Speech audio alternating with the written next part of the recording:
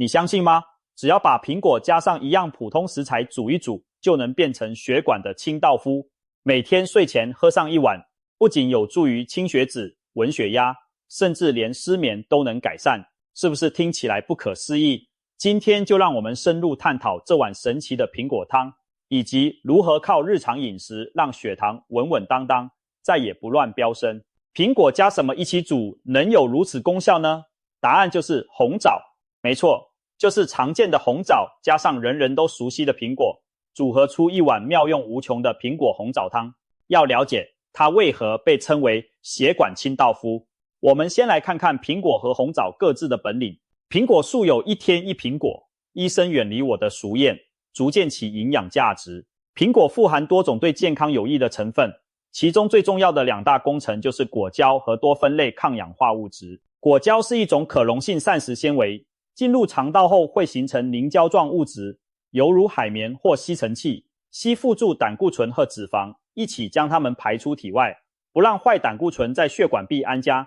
有研究发现，每天吃苹果数周后，受试者的总胆固醇和坏胆固醇明显下降，降幅将近1/4，这验证了苹果清除血管垃圾的实力。除了果胶，苹果中的黄酮类化合物，一种多酚，例如胡皮素，则是强力的抗氧化剂，它们可以减少低密度胆固醇 LDL， 也就是坏胆固醇的氧化沉积，保护血管内壁不受损伤。同时，黄酮还有抗发炎作用，能放松血管平滑肌，促进血液顺畅流动。换句话说，常吃苹果有助于降低血管炎症，稳定血压。苹果中丰富的钾元素也是一大优势，钾有助于排出体内过多的钠，减轻钠对血压的压力，对高血压人群很有益。另外，苹果热量适中，但纤维丰富，吃一颗容易有饱足感，不会摄入过多卡路里，这对控制体重也有帮助。体重管理好了，血脂、血压、血糖自然更稳定。所以苹果真不愧是远近驰名的健康水果，从心血管到代谢健康，它都能帮上一把。有人可能会问，生吃苹果已经很好，为什么还要煮熟吃呢？难道煮熟后苹果会有什么奇妙变化吗？别怀疑，苹果煮熟后的某些效果真的更强。首先，煮熟的苹果更容易释放出果胶纤维。生苹果的果胶多存在于果皮和果肉细胞壁中，直接吃固然有用，但如果熬煮成汤，果胶溶出在汤里，形成淡淡的粘稠感，反而更利于肠道吸收利用。也就是说，煮熟的苹果降脂作用可能更明显。民间甚至有说法，熟吃苹果功效翻倍。有医生发现，患者吃烤苹果泥能有效止泻，正是因为果胶在加热后充分释放吸附肠道毒素，调节肠道功能。同样道理，煮过的苹果来保养血管，也能让果胶发挥最大作用。另外，晚上吃生冷的水果，有些人可能觉得胃不舒服，但热乎乎的苹果汤不仅不伤胃，反而暖胃助眠。苹果经过熬煮，果酸减少，对肠胃的刺激变小，更适合胃弱或老年人食用。难怪很多注重养生的人开始爱上煮苹果，温润好吸收，营养不减，还特别舒服好入口。接下来轮到另一位主角红枣登场。红枣自古以来就是著名的滋补佳品，又称大枣。民间有句话叫天天吃红枣，终身不显老，说的就是红枣强健体质，养颜抗老的作用。在中医典籍《神农本草经》中，红枣被列为上品，记载其补中益气，养血安神。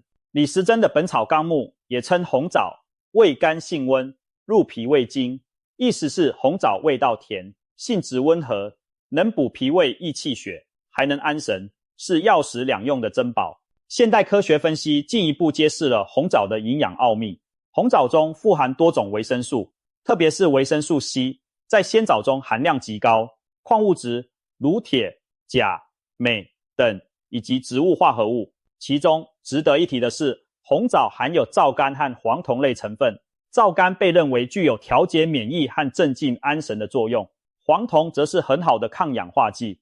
红枣含有一定的铁质与多种氨基酸，难怪人们常说吃红枣可以补血养颜。红枣有助于促进造血功能，改善贫血，使气色红润。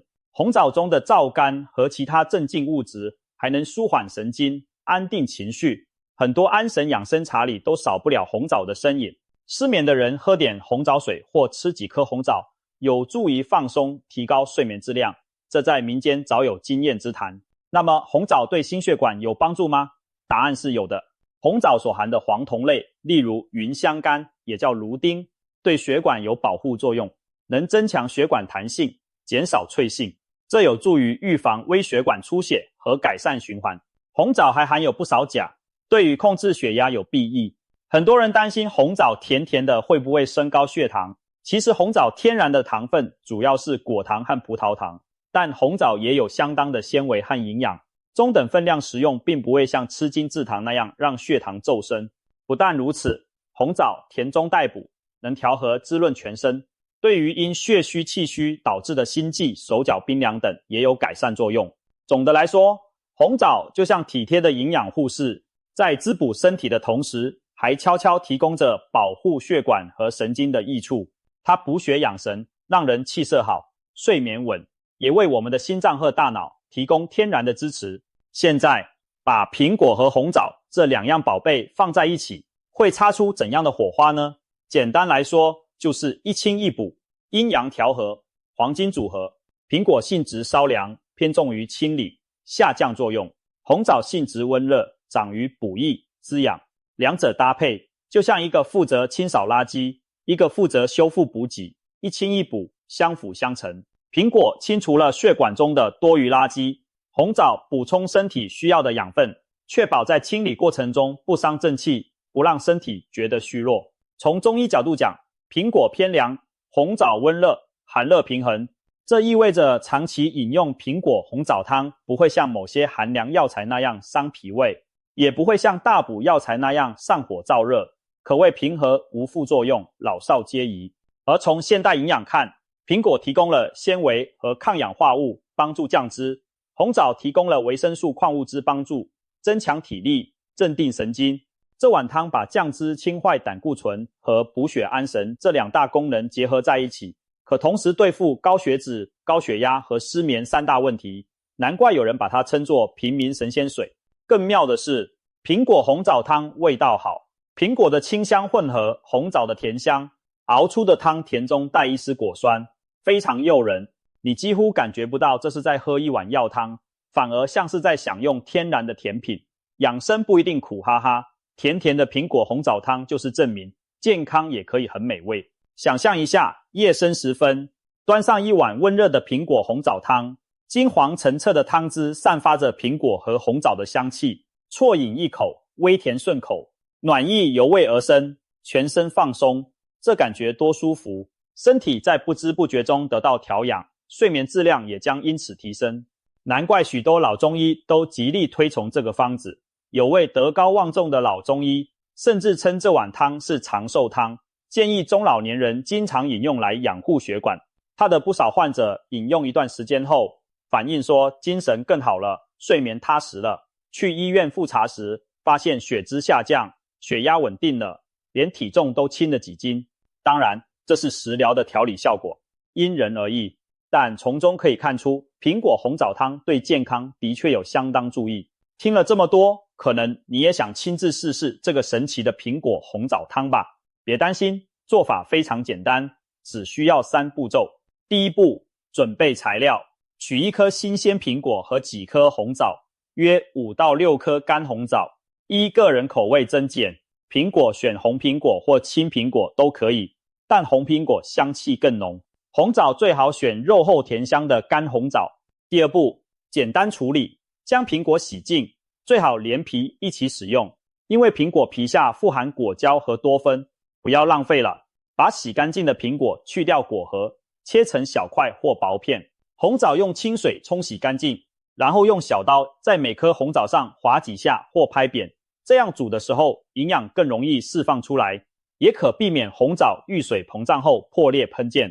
如果红枣有核，煮之前可稍微将枣核剔除，口感更佳。带核煮也问题不大，后续不吃下去即可。第三步，熬煮成汤，将苹果块和红枣一起放入小锅中，加入清水约2大碗，约500毫升到750毫升，依喜好汤的浓淡调整。先用大火煮沸，煮开后转小火，慢熬约10分钟，熬到苹果变得软烂，红枣鼓胀开裂，锅中的水已经变成淡淡的金黄色，空气中飘满苹果香和红枣甜味，就可以关火了。稍稍放凉一会儿，等汤温降到不烫口的温热状态，倒出来就可以喝了。睡前1小时喝一碗苹果红枣汤效果最佳，不要等临睡前几分钟才喝，给身体留点时间吸收，同时也避免半夜起夜。不喜欢吃苹果皮的朋友，熬好后可以捞出苹果皮丢弃，但建议苹果和红枣的果肉一起吃掉，其中的纤维和营养更能充分摄取。如果觉得汤不够甜，可以在熬煮时酌情加一点点冰糖或蜂蜜调味，但一般红枣的甜味已足够，尽量不加或少加糖为好，保持低糖的养生理念。熬汤时也可以加入几颗枸杞，能增加汤的甜味和养肝明目的功效。体质偏寒怕冷的人可以放1-2片生姜同煮，姜的辛辣温暖能驱寒暖胃，配合苹果红枣效果更佳。若是夏天怕热，也可以加入几朵菊花同煮，菊花清热降火，和苹果红枣的组合既清爽又不上火。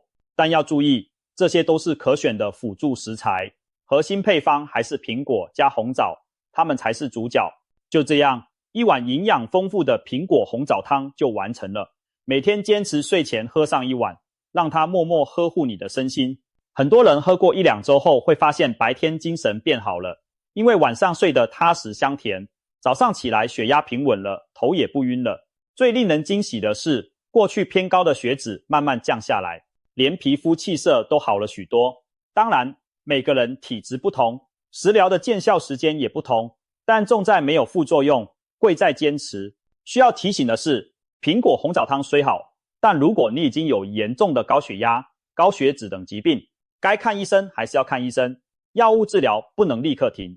这碗汤作为辅助手段，可以让你的身体逐渐改善内在环境，从而配合医疗达到更好效果。讲完了苹果红枣汤对血脂、血压和睡眠的好处，我们再来谈谈许多人关心的血糖问题。不少糖友可能会疑惑，苹果红枣汤甜甜的，糖尿病人能喝吗？会不会血糖升高？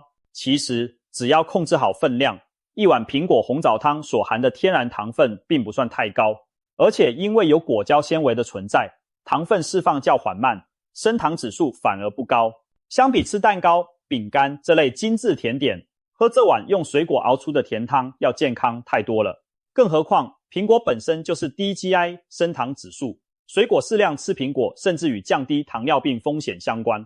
有研究统计发现，经常吃富含纤维水果如苹果的人群，罹患第2型糖尿病的概率更低。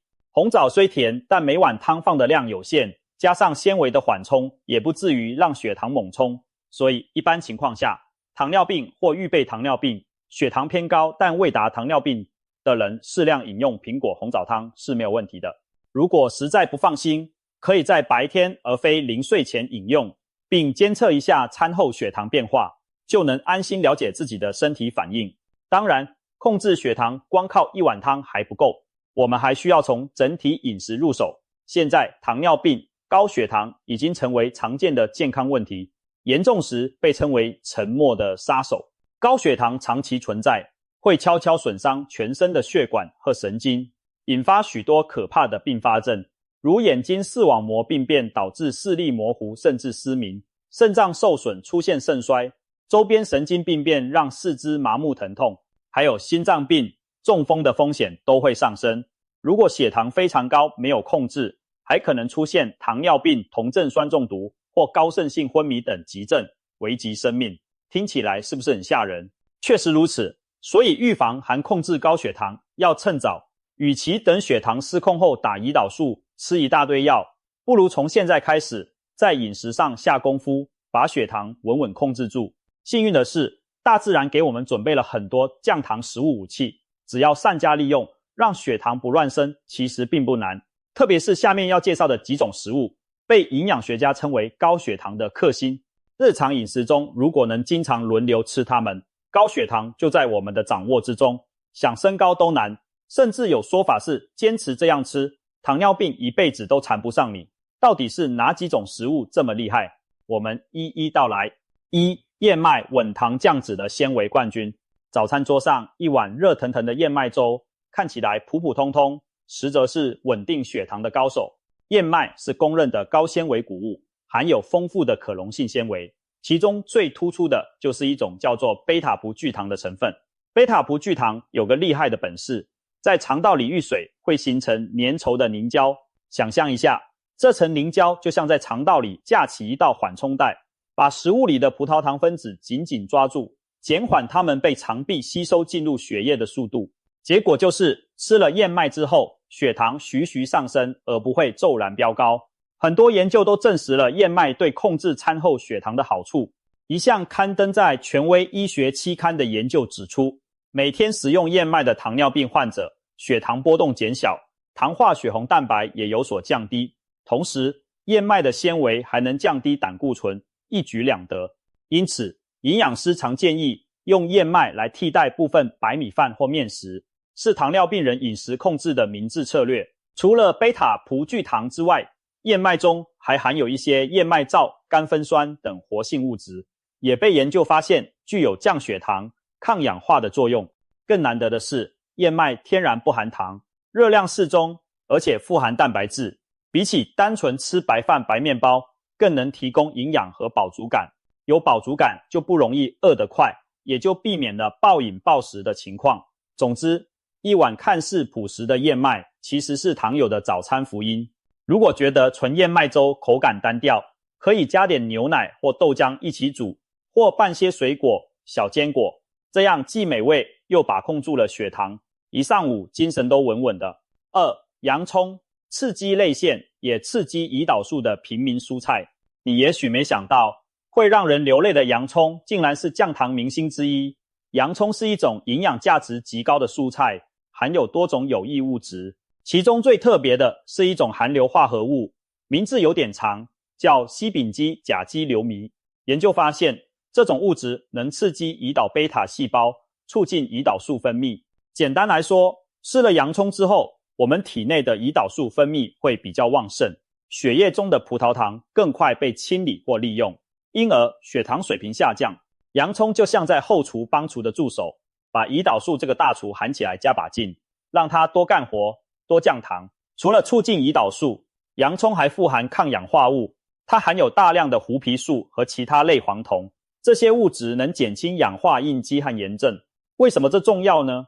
因为慢性高血糖常常伴随慢性炎症和氧化压力，导致胰岛细胞受损，胰岛素作用下降。而洋葱的抗氧化作用有助于保护胰岛细胞不被过多的自由基伤害，同时改善胰岛素作用环境。还有，洋葱本身也是高纤维低热量的蔬菜，含有一定的寡糖，可以作为肠道益生菌的食物，改善肠道健康，这对代谢也有正面作用。洋葱的吃法很多样，生吃洋葱可以最大程度保留有效成分，比如做洋葱沙拉、洋葱拌木耳等凉菜。熟食如炒洋葱、炖汤、烤洋葱则口感更温和甜美，适合不爱生洋葱辣味的人。即使烹调加热后的一些降糖成分仍然保留相当作用，所以不用拘泥生熟。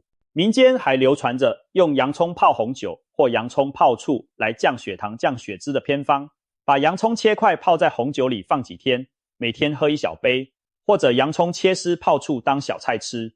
很多中老年人试过后反映说血压、血脂有所改善，这些偏方科学依据有限，但从洋葱的成分来看，确实具备一定降糖降脂潜力。当然，喝泡洋葱的酒要适量，否则酒精摄入过多就适得其反了。总之，不要小看了平民蔬菜洋葱，它价格便宜，随处可得，却能在稳定血糖、降低血脂、保护心血管方面发挥作用。下次炒菜时，不妨多放点洋葱丝，夹三明治时加2片新鲜洋葱，做汤时也可扔进半颗洋葱同煮提鲜。日积月累，你会发现洋葱带给你的健康惊喜。3. 苦瓜，植物胰岛素的降糖利器。说到降血糖的食物，苦瓜绝对是榜上有名的老将，甚至享有植物胰岛素的称号。中医古籍很早就有使用苦瓜治疗消渴症及糖尿病的记载。据说东汉医学著作中就提到，以苦瓜入药可以止渴、除邪热。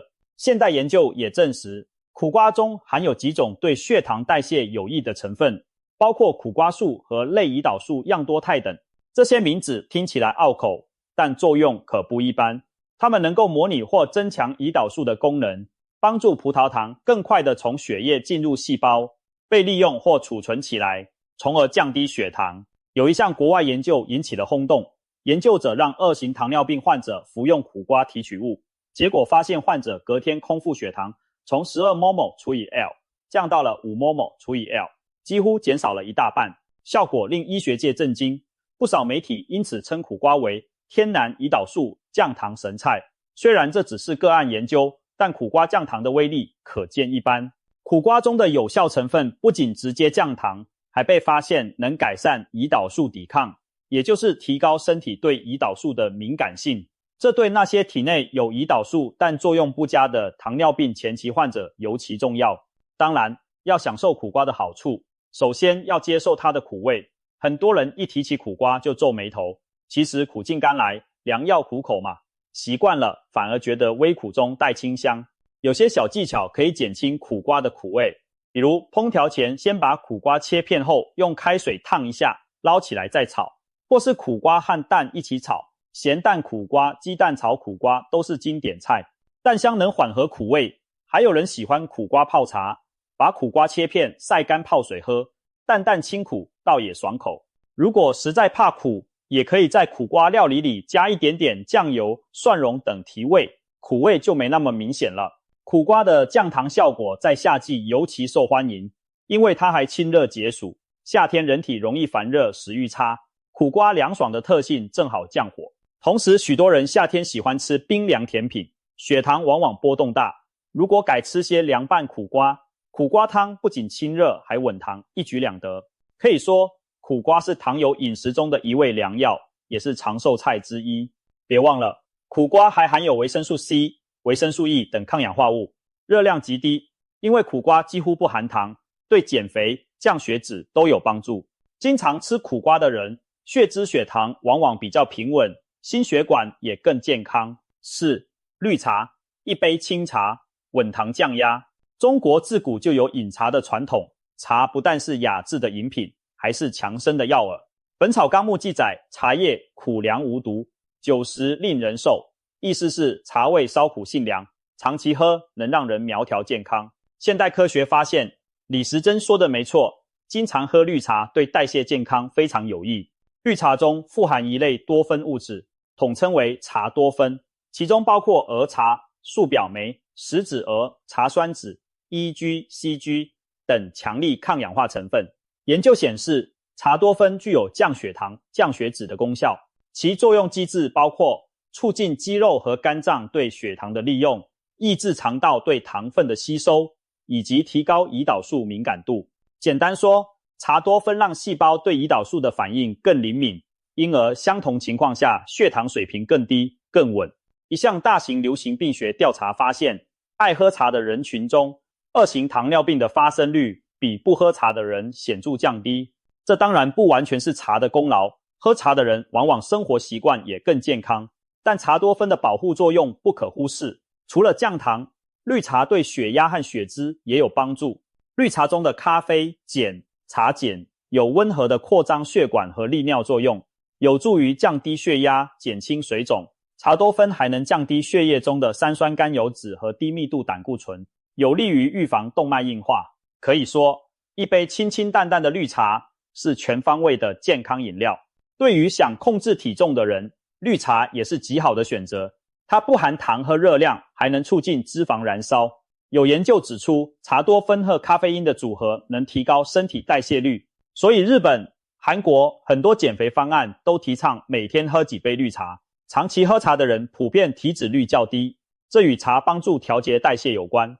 需要注意的是，绿茶虽好，也要讲究饮用方法。由于茶叶偏凉，胃不好的人不要空腹大量喝浓茶，以免刺激胃酸分泌引起不适。正确的方法是饭后1小时喝杯淡绿茶，既助消化又稳血糖。一天2到3杯绿茶，每杯茶叶2到3克左右为宜。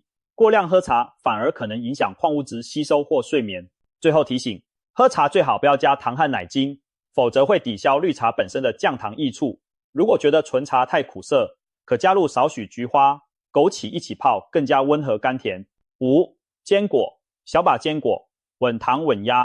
常吃坚果好处多，这句话很多人都听过。然而，也有人担心坚果热量高会发胖。其实，适量吃坚果对控糖和心脏健康都有明显益处，而且并不会让你发胖。关键在于控制分量。坚果如核桃、杏仁、花生、腰果、榛子等，富含优质的植物蛋白和膳食纤维，还有丰富的不饱和脂肪酸以及植物固醇、维生素 E 镁等营养素。这些成分联合作用，给血糖带来多重好处。首先，坚果的健康油脂和纤维能延缓胃排空和食物分解吸收。进餐时适量搭配坚果，可以减缓饭后血糖上升速度。比如，在白米饭里拌点花生，炒菜时撒些腰果，或是在2餐之间饿了吃一把混合坚果，都可以避免血糖的剧烈波动。其次，不饱和脂肪酸和植物固醇有助于降低坏胆固醇，改善血脂。很多2型糖尿病患者同时有血脂问题，吃坚果相当于一箭双雕。同时，镁和抗氧化物丰富，有助于改善胰岛素抵抗。有研究发现，每天摄取一小把，大约28克的混合坚果，连续几个月后，2型糖尿病患者的糖化血红蛋白明显下降，心血管炎症标志物也下降。地中海饮食被公认为全球最健康的饮食模式之一，就强调每天吃坚果和橄榄油。遵循地中海饮食的人群，糖尿病和心脏病的发病率相对较低，这其中坚果功不可没。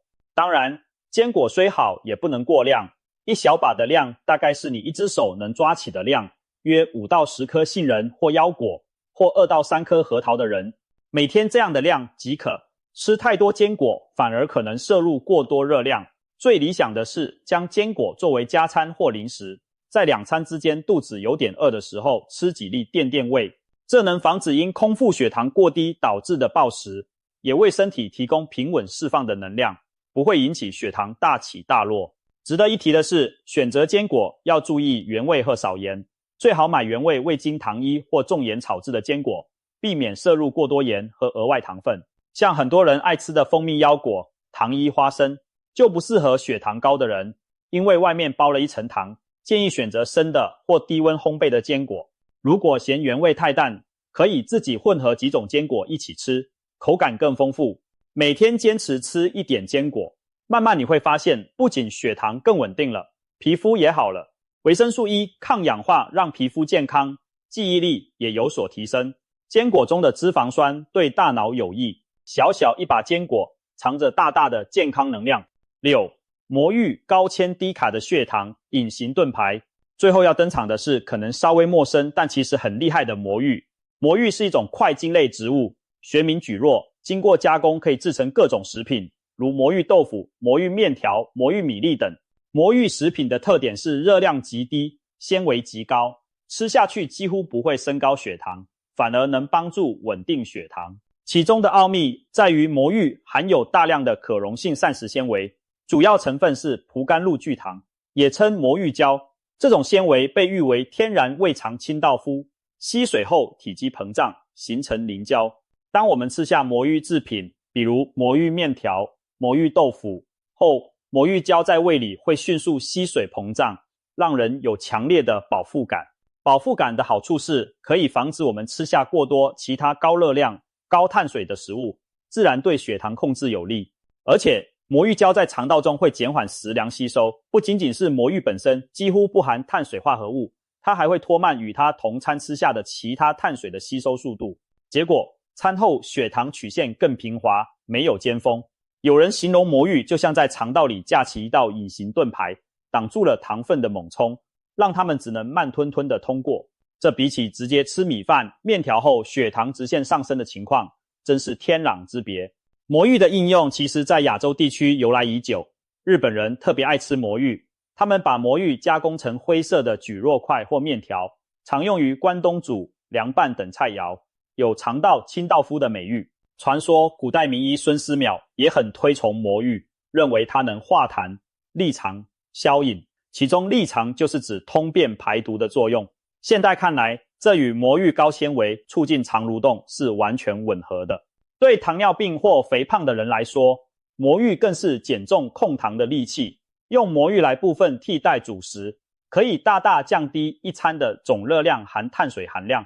例如，用魔芋米掺一半白米煮饭，或者干脆用魔芋面条代替一般面条做汤面，这样吃一大碗也不用担心血糖飙升和发胖。